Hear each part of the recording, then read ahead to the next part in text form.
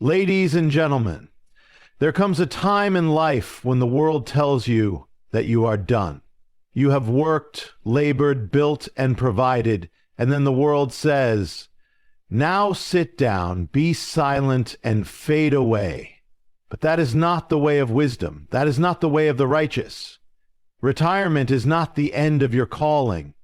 It is a shift, a new season, a moment where wisdom must be guarded like a precious treasure. But beware, for in this season there are things that you must never give away, not to your children, not to the world, lest you lose the very essence of who you are. Your identity is not just a name on a document. It is not just a collection of experiences or memories. It is the very essence of who you are. It is the culmination of your values, your beliefs, your integrity, and the foundation upon which your entire life has been built. You have spent decades shaping your character, enduring trials, making sacrifices, and standing firm in your convictions.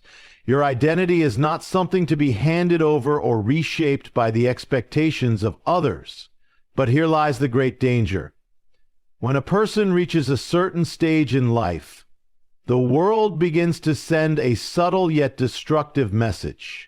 Step aside, your time is over. Let the younger generation take control. Society often tries to redefine those who have reached an older age, making them feel irrelevant or outdated. It whispers that they are no longer needed, that their wisdom is no longer valued, that their influence must diminish. This is a lie.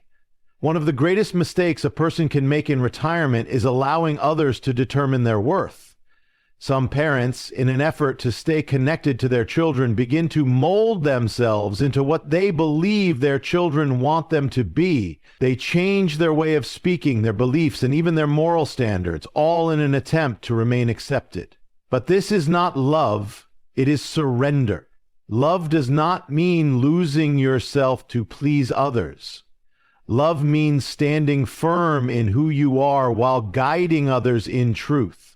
Consider a man who once led with strength and certainty in his career, a man who made decisions, who stood for justice, who was respected. Then, after retirement, he allows his children to dictate his every choice, where he should live, how he should spend his money, what he should believe, and even what opinions he is allowed to express. He begins to suppress his thoughts, not wanting to offend. He changes his convictions, afraid of causing conflict. He silences himself, thinking he is keeping the peace.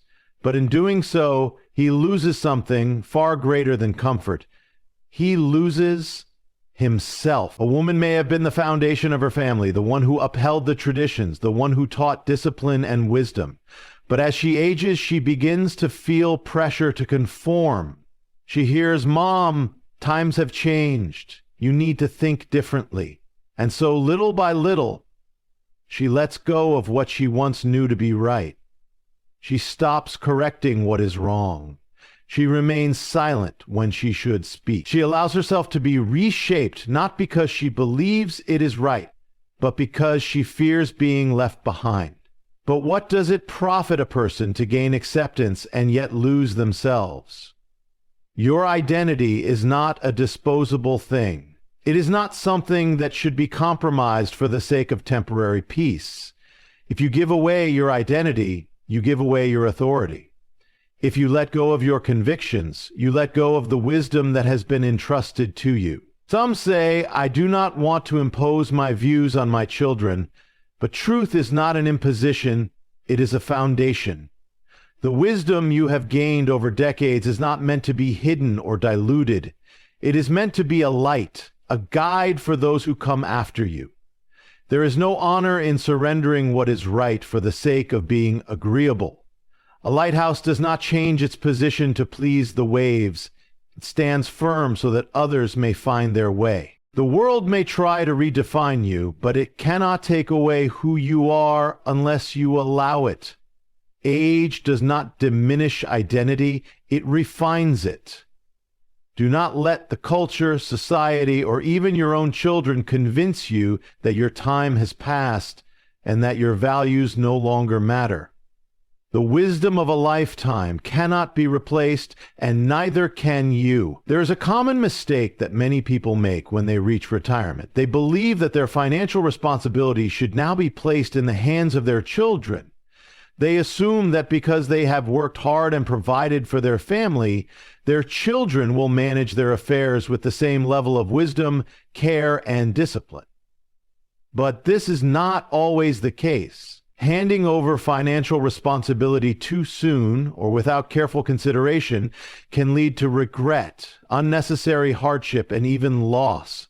You have spent a lifetime earning, saving, and building. Every dollar you have is not just money. It represents years of effort, sacrifice, and discipline. It represents the choices you made, the long nights, the wise decisions, and even the mistakes that taught you valuable lessons. This wealth is not just about numbers in a bank account. It is a reflection of your life's work.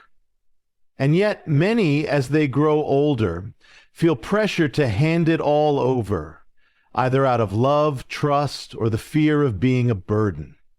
One of the greatest deceptions is the belief that children automatically know how to handle money better than their parents simply because they are younger or more familiar with modern financial systems. But wisdom does not come from youth, it comes from experience. Some parents give full control of their finances to their children, thinking they will make better decisions, only to find their money mismanaged, wasted, or even taken advantage of. What was meant to be a blessing turns into a burden. What was once security becomes uncertainty. There is also the pressure of guilt. Parents often feel obligated to provide for their adult children, even when it is no longer necessary. Some children, knowingly or unknowingly, take advantage of this. They make financial demands expecting their parents to continue providing as they did in their younger years. They ask for loans, for early inheritances, for help with debts, and for investments that are risky or unwise. Out of love, parents comply, believing they are helping. But in reality, they are often enabling dependence, not responsibility. Consider a father who, after retiring, gives his eldest son full control of his assets. He trusts him completely. At first, things seem fine, but then the son starts making decisions that are not in the best interest of his father. He spends freely, makes unwise investments, and prioritizes his own needs over his father's security. By the time the father realizes what has happened, much of his savings is gone. Now, in his later years, he finds himself in a position of financial insecurity, not because he was irresponsible, but because he entrusted his responsibility to someone who was not prepared to handle it. Or consider a mother who worked her entire life, saving diligently, only to feel pressured to divide her assets prematurely among her children. She thinks she is doing the right thing, ensuring her children are taken care of. But once the money is distributed, she is left with little for herself. The children, though appreciative at first, become consumed with their own financial struggles and responsibilities. When their mother eventually needs help, they are unable or unwilling to provide it. What was once security becomes dependence. Financial responsibility does not end at retirement. It simply takes a new form. It is no longer about earning, but about stewarding. It is about making sure that what has been built over a lifetime is not squandered in a moment. It is about ensuring that every decision made is based on wisdom, not emotion. Money, when managed correctly, is a tool for stability, generosity, and peace. But when it is handed over carelessly, it can become a source of division, regret, and hardship. No one will ever care about your financial well-being as much as you do. Even those with the best intentions cannot replace the experience and discernment that you have gained. It is not selfish to maintain control over what you have built. It is wise. You do not owe anyone an early inheritance. You do not have to sacrifice your security for the sake of pleasing others. The decisions you make today will determine the quality of your life tomorrow. Health is one of the greatest gifts a person has, yet it is often neglected, especially in later years. Many people spend their youth working hard, providing for their families, sacrificing sleep, meals, and even their own well-being to ensure that others are cared for. But as time passes, the body begins to show the effects of years of neglect. The energy that once seemed limitless is no longer the same. The ability to recover from exhaustion takes longer. The body starts demanding the care it was denied for so long. Yet, even in retirement, many continue to put the needs of others before their own health.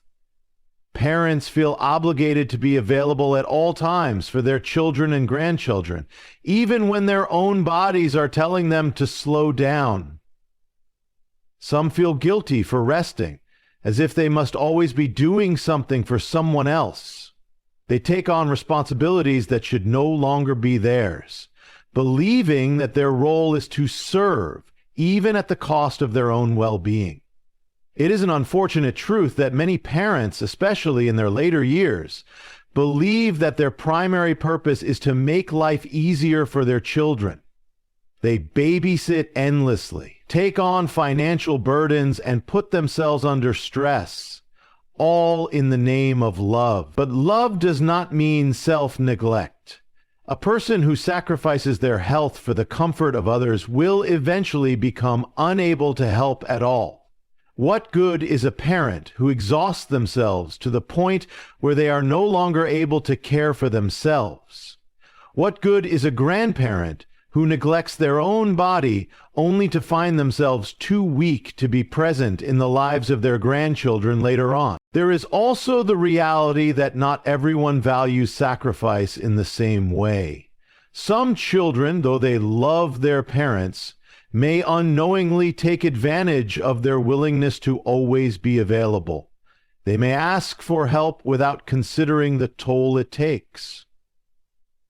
They may expect their aging parents to take on tasks that are physically demanding, not realizing that the strength their parents once had is no longer the same. Others may not even notice the quiet suffering of their parents because they have grown used to them always saying yes. Health is not something that can be restored once it is lost. A person may work their entire life to provide for others, but if they do not take care of themselves, they will find that no amount of money or possessions can replace what has been lost in their own body. Neglecting health for the sake of pleasing others is not an act of love. It is an act. There are those who say, "I do not have time to focus on my health. My family needs me." But the truth is, a person who does not make time for their health will eventually be forced to make time for illness. The body is a temple, and when it is mistreated, it begins to break down. Poor eating habits, lack of exercise, and constant stress all take their toll. What begins as minor discomforts, fatigue, aches, and pains can quickly turn into serious health conditions that cannot be ignored. Some believe that rest is a luxury, but rest is not a luxury. It is a necessity. The human body was not designed to function without periods of restoration. Just as a machine will break down if it is overworked, so too will the body if it is constantly pushed beyond its limits. Sleep, proper nutrition, and exercise are not indulgences. They are investments in longevity. They are the difference between living fully and merely existing. There is also the emotional toll of neglecting health. When a person is constantly tired, stressed, or in pain, it affects not just the body, but also the mind and spirit. It becomes harder to think clearly, harder to experience joy, and harder to be fully present in the moment. Those who do not take care of themselves often find that they become resentful, even if they do not admit it. They feel trapped in a cycle of giving, yet receiving little in return. They begin to feel unappreciated, not because their love is not recognized, but because they have given so much that there is nothing left for themselves. Taking care of one's health is not selfish, it is wise. A person who prioritizes their well-being is able to continue being a source of strength for those they love.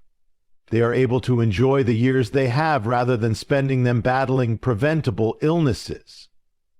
They are able to remain independent rather than becoming dependent on others due to avoidable health issues.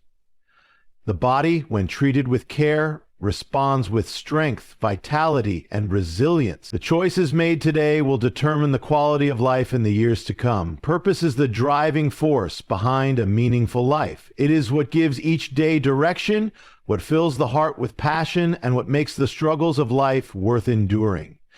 Without purpose, a person does not truly live. They merely exist. And yet, many, upon reaching retirement, believe that their purpose has come to an end. They assume that because their career is over, because their children are grown, or because the responsibilities that once defined them have shifted, they no longer have a role to play. But nothing could be further from the truth. Purpose is not bound to a job title. It is not limited to raising a family. It is not something that fades away with age. Purpose is the essence of who you are, and it does not retire when you do. It does not vanish simply because your circumstances have changed. And yet many willingly give it away. They allow others to define their worth. They listen to the voices that say, "You've done enough, it's time to step back." They begin to believe that their contributions are no longer needed, that their wisdom is no longer valuable, that their presence no longer carries weight. But what happens when a person gives away their purpose? They begin to fade. Not physically, but mentally, emotionally, and spiritually. A person without purpose loses their sense of direction. They wake up without motivation. They drift through their days, unsure of what to do next. They become disconnected from the world around them, feeling as though they have been placed on the sidelines while life continues without them. And over time, this loss of purpose takes a toll, not just on the mind, but on the body. Studies have shown that those who lack purpose in their later years experience a decline in both physical and mental health. The body follows where the spirit leads, and when the spirit has no reason to press forward, the body begins to weaken. Some believe that their purpose must always revolve around others. They have spent their lives giving, serving, and sacrificing, and they do not know who they are without that role. But purpose is not just about what you do for others. It is about who you are. It is about the wisdom you carry, the lessons you have learned, and the experiences that have shaped you. It is about using what you have been given to continue growing, to continue making an impact, to continue living with intention. There are those who, after retirement, feel lost. They try to fill the void with distractions, endless television, meaningless routines, or simply passing the time. But distractions are not the same as purpose. A life filled with distractions leads to emptiness, while a life filled with purpose leads to fulfillment. The mistake many make is believing that purpose must be something grand, something recognized by the world. But true purpose is often found in the small things, the conversations that inspire, the wisdom shared with the next generation, the daily acts of faithfulness that seem insignificant but carry great weight. Purpose does not always shout. Sometimes it whispers, but it is always present for those who choose to listen. There are also those who allow their children to dictate their purpose. They shift their entire focus to the needs of their children and grandchildren, believing that their sole role is now to support them. And while family is a blessing, it should not be the sole definition of one's identity. A person who gives away their purpose for the comfort of others eventually finds themselves feeling empty, unnoticed, and unfulfilled. A life without purpose is a life without meaning. And purpose does not diminish with age. It evolves. It takes new forms. It opens new doors. It calls a person to new heights. Those who refuse to give away their purpose will find that their later years are not a time of decline, but a time of renewed strength. They will discover that they still have much to give, much to learn, and much to accomplish. The world may say that their time is over, but purpose does not listen to the world. It listens to something greater. Faith is the foundation upon which a life is built. It is the anchor that holds steady in the storms of life, the light that guides through seasons of uncertainty, and the strength that sustains when all else fails. Convictions shape the course of a person's journey, defining what is right and what is worth standing for. And yet, as people grow older, as the world around them changes, as new generations rise with different values and beliefs, many begin to loosen their grip on the very things that once held them firm. They begin to question, to compromise, to let go, not because they have truly changed, but because they feel pressured to conform, to fit into a world that no longer honors the values they once upheld. There is a quiet temptation that comes with age, the temptation to step back, to withdraw from the fight, to allow others to lead while remaining silent. Some begin to believe that their convictions are outdated, that their faith is no longer relevant in a modern world. They hear the voices that say, "Times have changed, you must change too." And little by little, they begin to let go. They stop speaking up. They stop standing firm. They allow the culture around them to redefine what they once knew to be true. But faith is not something to be surrendered. Convictions are not meant to be set aside for the sake of comfort or approval. The truth does not change simply because the world says it should. What was right in youth is still right in old age. What was true then is true now. To let go of faith and convictions is to lose the very thing that has carried you through every trial, every hardship, every season of life. It is to drift without direction, to surrender the strength that has sustained you for so long. There are those who, in their later years, grow weary. They have fought many battles, they have endured many trials, and they no longer have the energy to stand as they once did. They begin to believe that they have done enough, that they can now rest without concern for what happens around them. But faith is not something that can be retired. Convictions are not meant to be put away like old garments. The moment a person stops standing for what they believe, they begin to fade, not physically, but spiritually. It is a tragic thing to see someone who once stood firm now wavering, someone who once carried great faith now filled with doubt, someone who once defended truth now staying silent. It does not happen all at once. It happens slowly, subtly, as small compromises turn into great changes, a little silence here, a little hesitation there. And before they realize it, they have drifted far from where they once stood. There is also the pressure of family. Some, in an effort to keep peace with their children or grandchildren, begin to soften their beliefs. They fear being seen as rigid, outdated, or intolerant. They remain quiet when they should speak. They allow things they once rejected. They nod along with ideas they do not truly believe because they do not want to create division. But love does not mean surrendering truth. Love does not mean abandoning conviction. To hold on to faith is not an act of stubbornness. It is an act of courage. There is a difference between growing in wisdom and compromising for acceptance. Wisdom allows for understanding, for deeper insight, for grace in difficult conversations. But compromise, when it abandons truth, leads only to emptiness. A person who lets go of their convictions to fit into the world will find that the world is never satisfied. It will always demand more. It will always push further. And those who give in will find themselves standing for nothing at all. Faith is what sustains in times of trial. It is what gives hope when all else seems lost. It is what carries a person through the uncertainties of life with confidence and peace. To let go of faith is to let go of the very thing that has given life its meaning.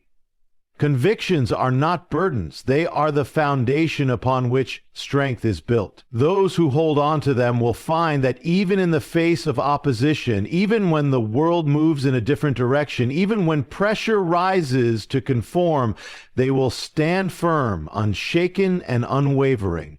Retirement is not the end of purpose, but the beginning of a new chapter, one where wisdom must be guarded, health must be prioritized, and faith must remain unshaken.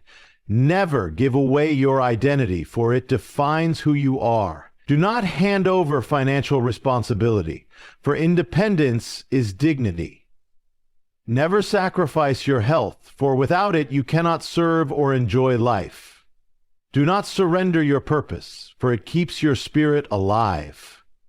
And never let go of your faith and convictions, for they are the foundation of all you stand for.